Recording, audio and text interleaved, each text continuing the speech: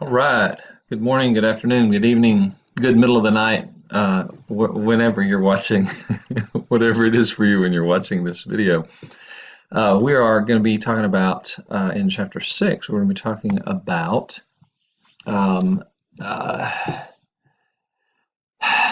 not just substance abuse, but we're really focusing on what is the crisis counselor's role when it comes to crisis and substance abuse.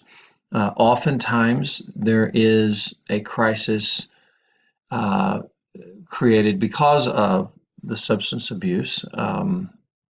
Could be a wreck, or it could be a fight. It could be, domestic violence kind of a situation. I'll tell you a quick story. I think I was a senior in high school. I went to a small private Christian school. Our church had a ministry outreach to people that were hurting and struggling, and they would help them with housing. We had a food bank, and Ray Truesdale was our man that led that. He was the pastor that led that ministry, and I knew Ray, and we talked, and we were good, and so he. I was walking on campus. I think I was walking to my car to leave. I think we were leaving, and he stopped me and said, "Hey, Brad, I've got a situation, and I don't. It's probably not a good idea for me to go over there alone." Now, hindsight, I'm thinking, what were you doing asking a high school student? I mean, I was 18, so I guess that was in his mind. Brad's good. Like, okay, thanks. So, what had happened was in one of the houses that the church owned that housed people that were struggling, was one of the guys had gotten drunk and was throwing a fit, whatever, he was drunk. So Ray was going to go over there and I don't know, kick him out, deal with it, talk to him, whatever it was. And I was with Ray, kind of just stood off to the side. I wasn't all right up in it. I didn't want to be, really. I didn't really want to be there at all. I'm like, okay. So this guy sees me standing over there, and he is cussing like you wouldn't believe. So he sees me standing over there, and what the blankety blank are you doing here? And who are you? And what do you want? And what are you doing standing there staring at us? And I don't think I was really staring at them. Maybe I was, but and so he just comes at me. I mean, he like starts walking very quickly over towards me, and I was like, it was strange because I mean, I was fairly athletic. I was fast. I could outrun him, I could have just, I was on the track team, I just outrun this guy. I just stood there. I think I was thinking like a dog. When a dog attacks you, you just stand there and face it off, and 99% of the time they'll stop, right? They won't attack you. If you run, you're dead. You're done. The dog's going to get you. I don't think that works with drunk people, generally speaking. So this guy's coming at me. And then, I'm going to kick your blah, blah, blah. I mean, I was like, okay, great. This is lovely. Like, And right, he was a couple of steps from me, and Ray jumped in between us and stopped him. When the guy didn't get physical with Ray, and Ray told me later, he said, I was physically abused by my father. And he said, that was like a miracle for me to be able to do that. Like, when violence happens, he said, I'm done. I just flip, freak, whatever, shut down. I'm like, oh, yeah, well, that's great. So I almost got my butt kicked by this drunk guy. That's what we're looking at here, I think. So that was just an example or a story of a crisis and how counselors have to deal with the aftermath of a crisis because someone has gotten drunk or high on drugs. So we'll talk some about just drugs and alcohol. Here are some statistics. Sometimes people are like, well, why 2009? And well, sometimes they do 10-year 10-year deals. So that sounds old, but in 2019 we'll have a whole other set of stats. Sometimes there'll be some smaller studies done in between. Um, Something interesting I want to that will give some statistics also. Something I want to point out here too is is this right here. Um, um, People using prescription drugs, RX prescription drugs illegally.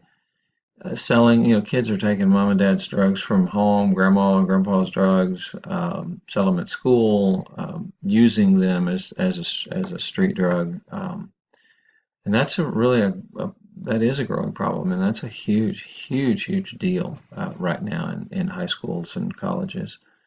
Um, this 17 million in America, that sounds like a small number, and it really is relatively when you talk about well, compared to 131 million people consuming alcohol, and that's almost 52% of the population.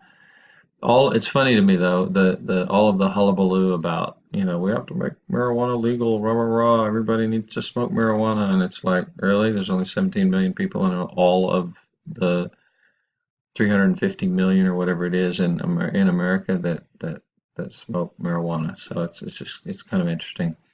The book touches on this whole reasons for abuse. I really do believe that there is a spiritual component. I do believe that there is a big spiritual component. I believe one of Satan's lies is um, um, the witch in the movie, "Come, my little pretty," like, "Oh, I have something nice for you." It's like, "Oh, run away, run away," right? So it's just that angel of light. Hey, this is good. This feels good. This is fun. This will take away your pain. You won't have any worries in the world. And it's true. That's the problem. That's part of the problem is it's true. It's temporary, but it will take away your pain. Works really, really, really well. Really well. But it will absolutely destroy your life. Absolutely destroy your lives. So I really do believe that a big part of why people do drugs and alcohol is to medicate emotional pain. Now, 99% of them will tell you, "I don't have any pain. I just like doing it. I just enjoy it. It's just recreational. It's just for fun." Okay. Subconsciously, they're medicating pain, especially if it becomes a problem. Now, certainly, there can be someone who's not in a whole lot of emotional pain and they're out with friends and people start drinking and they're like, "Oh, I think I'll try it. Cool." Sure, that maybe that's not a hardcore medicating my emotional pain situation. Um, but for those who become addicted and have problems long term, they are definitely medicating pain. There's no question about it. And they don't see that or get that or understand that, but there is an element of that to it. But it is fair to say that there are many reasons for drug and alcohol use. Um, Here are just the official, if you will, classifications of drugs. I mean, I think the textbook says there's as many as maybe 100,000 different kinds of drugs out there. So instead of trying to keep up with 100,000 drugs, we just talk about them in terms of classifications. An interesting classification is, and again, I don't read slides to you, and I think most of you appreciate that. Um, okay, opiates, opium. I didn't see opium in here, but you can smoke opium. Opiates is an interesting deal in that opium is made from poppy seeds. If you're an athlete, you can eat, if you eat too much poppy seed dressing or bread with poppy seeds on it, you can test positive for opiates and be disqualified for a running event or whatever event. Sorry, my kids are runners, so it's all about running, right? um, this is an interesting multiple effects drugs, and there's several of these, and some people mix drugs. There's sometimes they'll call themselves a pharmacist. I'm like, I'm a little pharmacist, man. Like, yeah. So you mix different drugs to get a certain effect, and there's countless combinations of mixing that people do. Um, there is what's called drug of choice for most addicts. And theoretically, every single human being has a drug of choice, right? You do, I do. We don't know what it is because we've not tried a bunch of them. Some of you might have, and that's all right. I'm not trying to be holier than thou. I've drank. way too much in my life at times when I was younger. But I have not smoked marijuana or done drugs. So here's the point. Here's what I'm saying. Let's say that cocaine is your drug of choice. You could take heroin and be like, not really feeling it, didn't do much for me. You could do LSD, yeah, I don't like that feeling. You drink, yeah, not really happening for me. But man, when I do cocaine, ooh, baby, talk to me, right? So that just does it for me. Why? Your particular brain, your particular body chemistry, your personality, there's all kinds of factors that go into that. I will tell you another story. I was in the hospital for spinal meningitis, and I had a severe headache with it, as you probably know. That's really like I'm going to die headache, you know.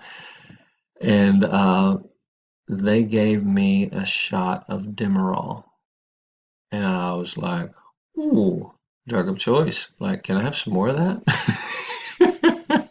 Maybe we should not give Brad Fairchild more of that. I'm like, wow, I like the way that made me feel. Part of it was I was in pain and it took away the pain, but man, I'm telling you, it just was everything was right with the world. Uh, I hope y'all are laughing right now. I'm adding some, I'm being silly, but it illustrates the point of in terms of drug of choice.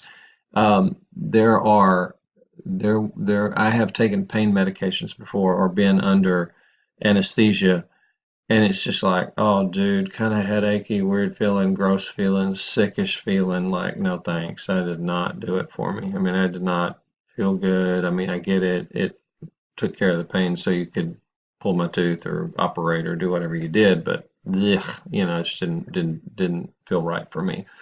Um, so when a drug addict, and usually someone who's in a lot of emotional pain as well, finds their quote drug of choice, it becomes um, very dangerous. It's a dangerous combination, if you will. Um, uh, these are terms you need to understand. I want you to know the difference of these terms is important. This might even be a test question. I don't know yet. I haven't decided fully. Uh, but okay, so substance use. Let's say um, you go out to dinner with your friends this weekend and you have two margaritas. And I don't know, depending on your body weight and size, and amount of food you got in your stomach, depending on the amount of drinking you've drank in the past, you may barely feel a buzz. You may not hardly feel anything, right? You didn't get drunk. You weren't wasted. You weren't stumbling. By the time dinner was over, most of the feeling was gone if you got any feeling at all, and you left. Okay, that's substance use. You used a substance, right? If you are out with your friends and everybody pulls out a joint and you take a few puffs of marijuana, that's substance use. Um, Once it moves into, instead of going out and having a couple of margaritas, you drink six margaritas, now you're abusing a substance. You smoke marijuana and you smoke 10 joints in one sitting. You're abusing, okay, I'm being a little bit exaggerative, right? You're abusing, but you may do that on a weekend and not do anything for a month. Come back and do it again and kind of binge, kind of overuse, right? So you're abusing, but you're not dependent. And the reason I said you may wait a month or you may wait a week or 3 or 4 days, right? Then you're not. There's not a physical dependence, and that's a specific term. It's almost a medical term, right? So you're dependent upon it, meaning that if you stop doing the drug, you will have some type of withdrawal symptoms, and some of those can be death. It can be all the way to the point of death. And in the alcohol world, in the 40s and 50s, when they would detox an alcoholic, they would put them in a hospital. They would strap them to a bed, and he would writhe and vomit and scream and poop and pee on himself and scream and writhe and vomit and shake and tremble. And if he survived that, then there was a chance of him becoming sober, slim, because there's probably going to relapse. Treatment wasn't very sophisticated back then. But sometimes he died. He would just die. And if he died, they're like, well, another alcoholic trying to detox died. Oh well, I mean, just kind of how that is. Whew. So we have come a long ways. Um, so those are terms that are significant and important. Some drugs, you don't become physically dependent upon them. You can become what some would argue. I don't really buy it a whole lot, but psychologically dependent. But that's really not doesn't fit the term, because when you say dependence, we're talking life and death. We're talking need medical attention to get through it. Um, so marijuana, for example, you can, on and on and on and be fine. Stop cold turkey and you're not going to have any physical withdrawal symptoms. I had a client one time who drank. Um, he got home from work and started drinking, drank till he passed out. If he woke up in the middle of the night, he drank. Got up next morning, went to work. He did this for years. Came back to me. He had been to me 10 years before. He looked me up, came back to me, and he starts telling me his story, and I'm like, wait a minute. And he said, I looked at myself in the mirror, and he said, I just knew if I keep doing this, I'm going to die, and I'm going to die soon, like for real. I just knew it. He said, like it was a God thing. He said, I don't know, but I knew. I mean, you're going to die. It's like, and he literally um, stopped on his own. He just stopped drinking. I'm like, dude, how long ago was this? He's like 3 days. I'm like, well, no sense going to the hospital now, because if you were going to die, you would have already died. And by the way, you should have died. I'm like, yeah, that's just insane. That's just crazy. I'm like, yeah, don't ever do that, right? Don't do that. You've got to go to the hospital and get medical help. Alcohol, actually, detoxing from alcohol is one of the most dangerous to detox from. There's some pain medications that it's really painful and really difficult to prescription pain medications. That it's the OxyContin is one that comes to mind. Some of the anti-anxiety, Xanax and Ativan. Oh, did I just wait a minute? Didn't mean to do that. Okay. Can be really difficult to detox from. All right. When there is, and again, this is we're integrating. There's two ways. There's more than two, but so far the two ways. Now we're getting into the second. So first is we've talked about the alcoholic or the addict, the person who does the drugs is creating a crisis, right? Because they've got drunk and got in a fight, or they had a wreck, or some kind of accident or whatever, right? Hurt themselves, maybe fallen and hurt themselves. So that's one angle of it. The other angle is when there is a crisis in our world, people will oftentimes turn to drugs and alcohol. They also turn to God, right? So church attendance increases and bar attendance increases, both. That's I don't know if y'all thought of that before, but that's kind of interesting. But statistically speaking, that's what happens. And that's played out. They looked at 9/11. They looked at the Oklahoma bombing in 1995. 9/11 was in 2001, I believe. And they've looked at it for school shootings, those kinds of things. I mean, it's pretty common pattern that people start drinking more. Now, they don't necessarily, like, people who are not alcoholics don't necessarily become alcoholics. People who have had problems with substance abuse, it gets worse. So they relapse or they drink more, those kinds of things, or do more drugs. All right, so there's different models of alcoholism. These are theoretical viewpoints, and the textbook gives a lot of detail on these. I'm not going to go into a lot of detail in the lecture. So you have the disease model, which is also called the medical model. So those two terms would be interchangeable. It is looked at like any other disease, like cancer or heart disease or stroke, or it's a disease straight up. Needs to be treated medically, must have 100% abstinence, and that's one model. It is viewed as progressive and chronic. In other words, it will kill you, the disease model. And it is there is medication given sometimes to help people become clean, help with cravings. The brain, when you drink for a long period of time, if you drink daily for a few months, maybe probably certainly a year or more, um, it takes your brain has to recover from that. I mean, it messes the brain up. You don't feel right, think clearly. I mean, it's you can like it takes a month or two. There's a medication that can actually help with that. They also the cravings are can be really intense.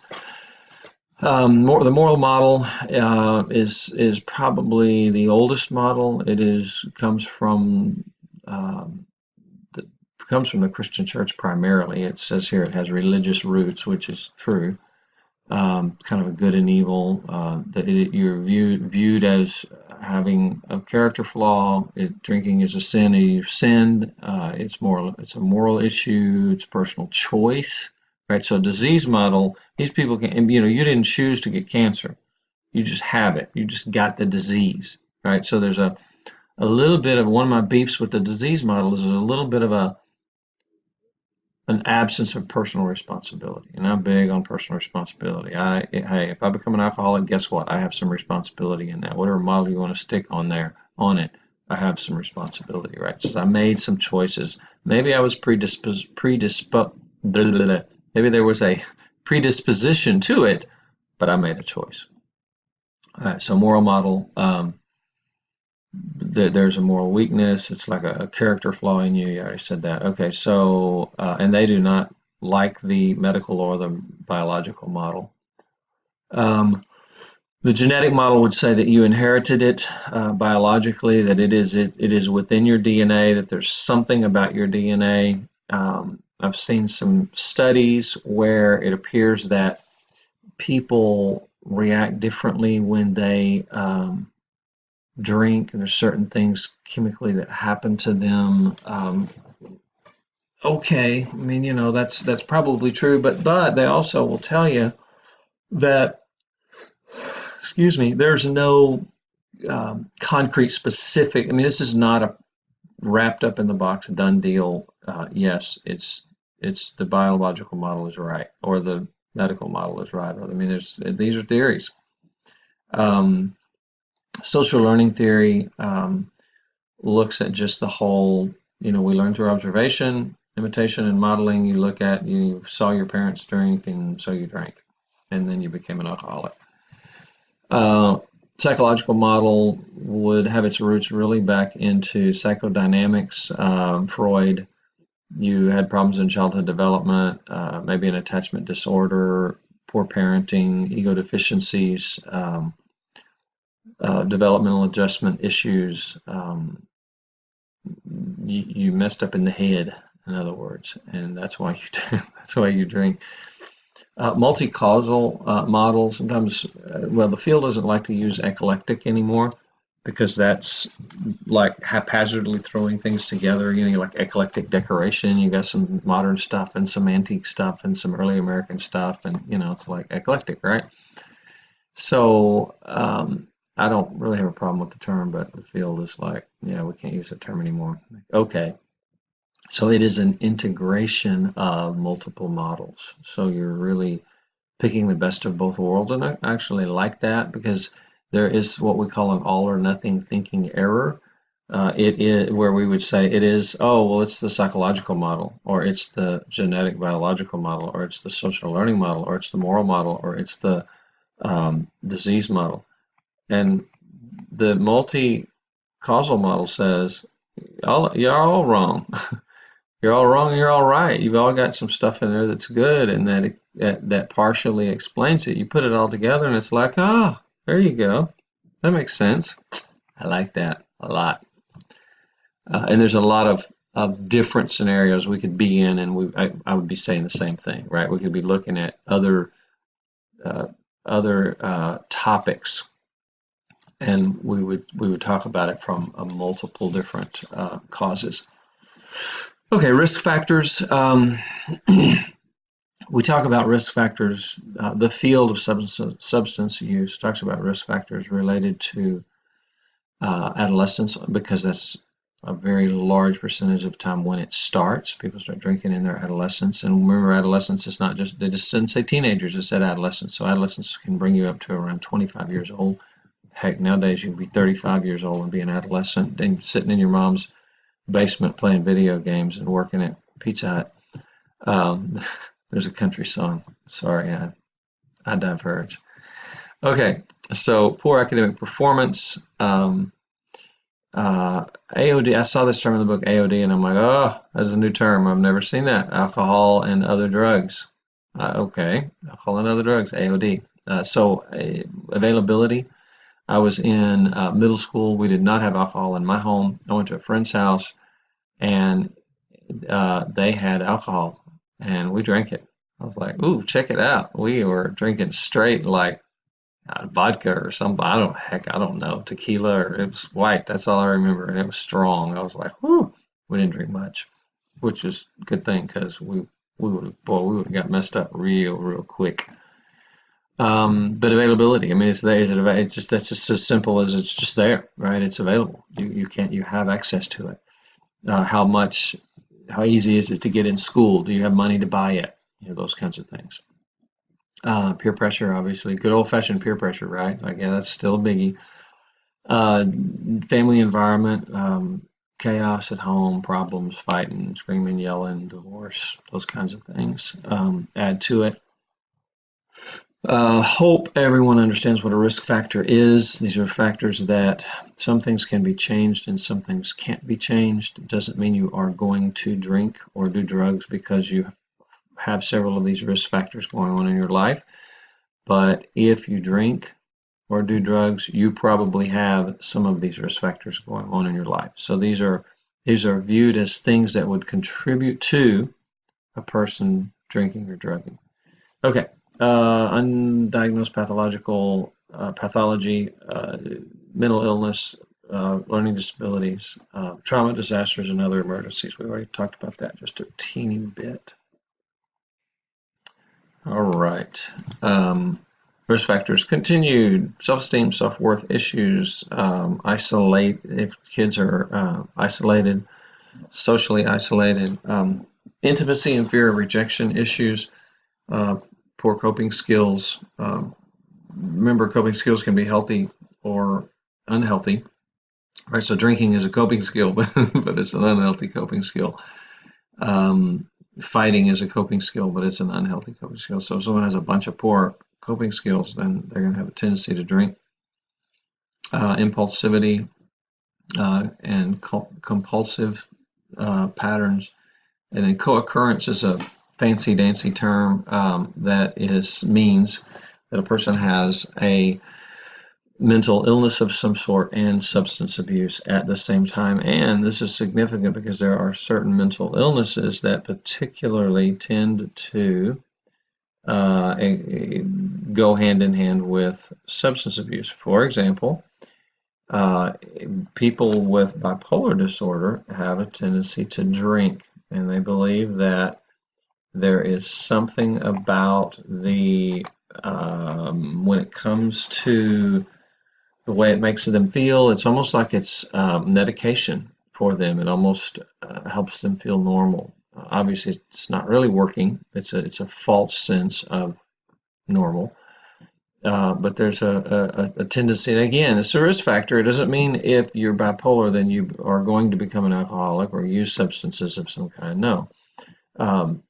But the percentages are much higher of people who have, there is a correlation between the two. People who have bipolar disorder and abuse substances, very high, particularly alcohol. Okay, the screening process, screening for, hey, is this a problem? Really, this is they call it the clinical interview. You're asking questions. You're asking questions about amount and frequency. You probably have experienced this if you go to when you get a physical at your doctor. It's checked on the box, and your doctor may go over it with you. How many drinks per week do you have? And it'll be like one or two, none, uh, 3 to 5, 6 to 8, 10, 10 or more. Like, oh, um, um, and the doctor is screening for, is this a problem? Most doctors, if you say, oh, I just drink socially, or if you check the one or two week box, then they're going to figure, okay, so you go out to dinner on the weekend and get a margarita with your Mexican food, and they're not going to worry about it. It doesn't mean that I'm not saying that you shouldn't worry about it, right? But that's kind of how that works. Someone checks the box that they're drinking, daily, 3, 4, 5 drinks a day. Like, oh, you also have to be really careful about quantity. So there's all kinds of things that people will say that the person who is doing drugs or drinking is usually going to minimize. There's some level of understanding that this is a problem, even though they would never admit that out loud. There's some level of, this is a person of authority, a pastor, a doctor, a counselor, and yeah, they might get concerned if I tell them that I drink 6 to 12 beers a night. So when they ask that question, they'll say, "Yeah, I drink a couple of beers here, there, and yonder." And so you don't let them go on that. Say a couple, you mean like two? Well, probably more than two.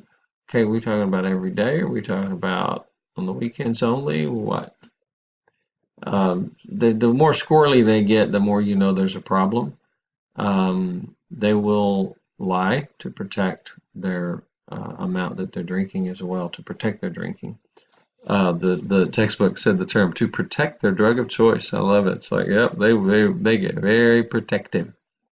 They may say I drink 2 beers a night, but there's 12-ounce beers and there's, I don't know, pints or what. There's big old cans of beers. I don't know.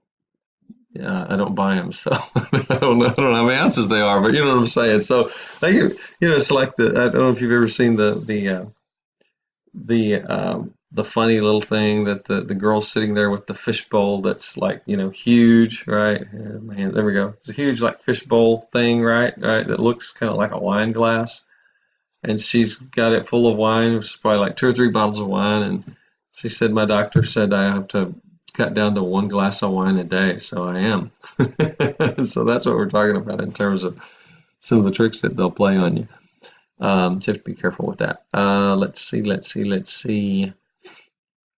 When you're screening for problems, right? Is this causing problems? Does your spouse ever get mad at you for how much you drink? Have you ever missed work because of drinking? Those are the kinds of questions you're looking for.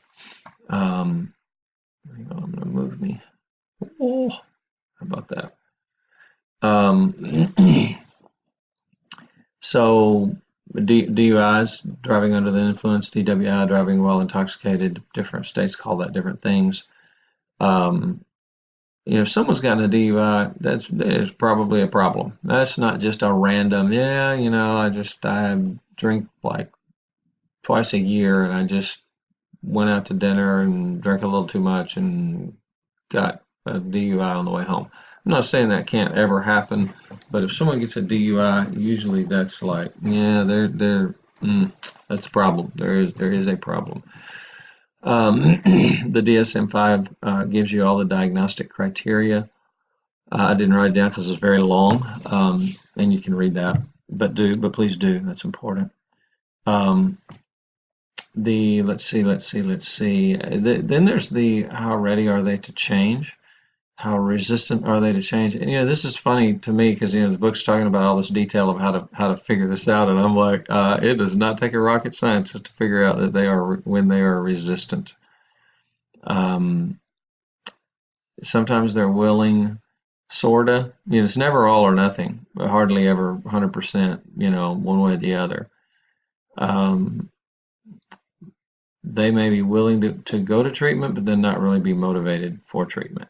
Um, there's a term, an old term that's called reaching bottom. So when they reach their bottom, they're willing, they're ready, I'm done. This is not working for me. It's killing me. It's destroying my relationships.